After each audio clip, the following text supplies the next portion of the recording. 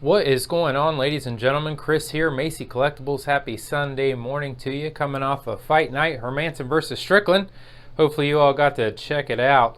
Man, it sure is interesting. I know they were discussing it last night during the broadcast and in the post-fight show, but I tell you, it really is remarkable how good Sean Strickland is and how upright and flat-footed that man fights. It's insane. He understands distance very, very, very well.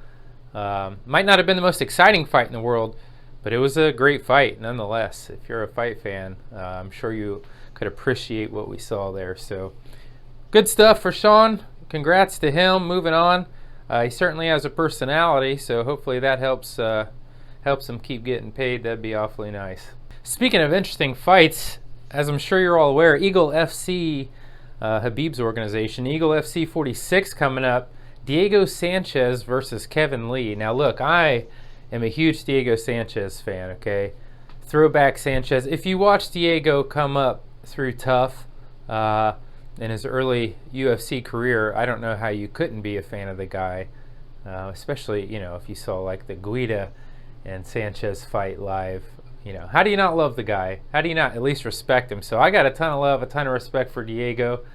He came in the organization kind of early and, man, rough go.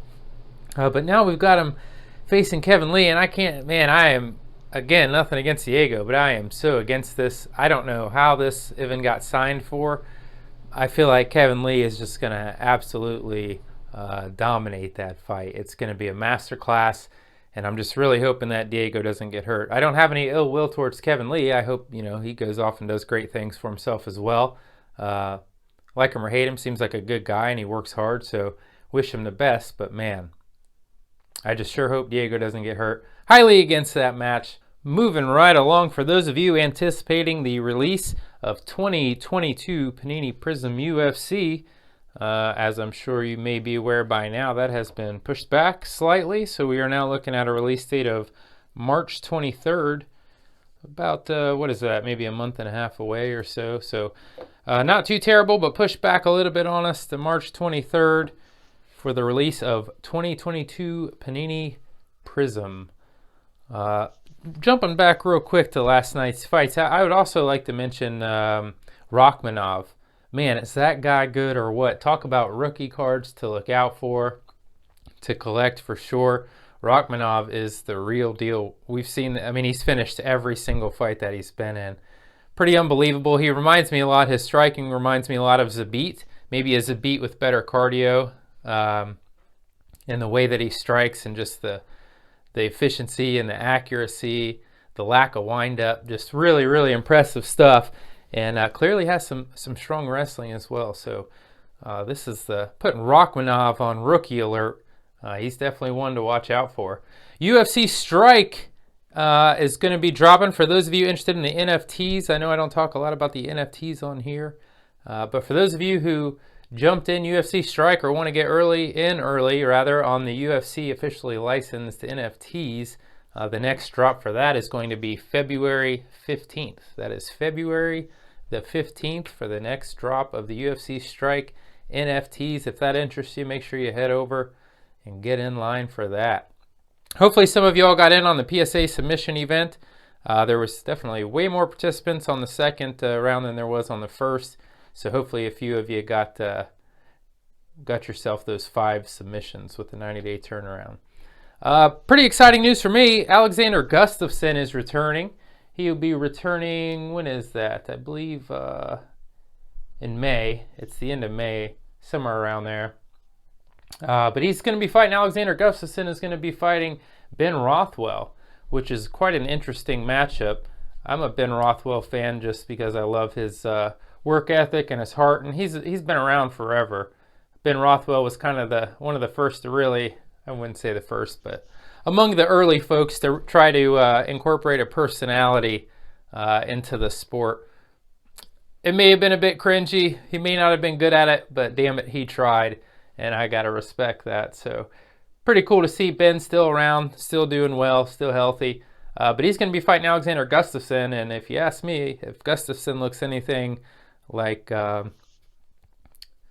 you know, the Gustafsson that we've known in the past, this is going to be a pretty one-sided fight. I think Gustafsson is going to put on a masterclass on the feet against Ben. Ben's got a lot of durability, of course, but man, I think Gustafsson, even though he's not underrated I've never heard anybody speak about him in an underrated way, I still think he's an underrated fighter. The guy's great at distance, great striker, tough as they come. Should be an interesting fight, but I think Gustafsson's going to take that one pretty easily if he looks anything like the old Gustafsson. Again, that is in May. Ben had, what is his record? Like 37-14, something like that. He's got over 50 fights.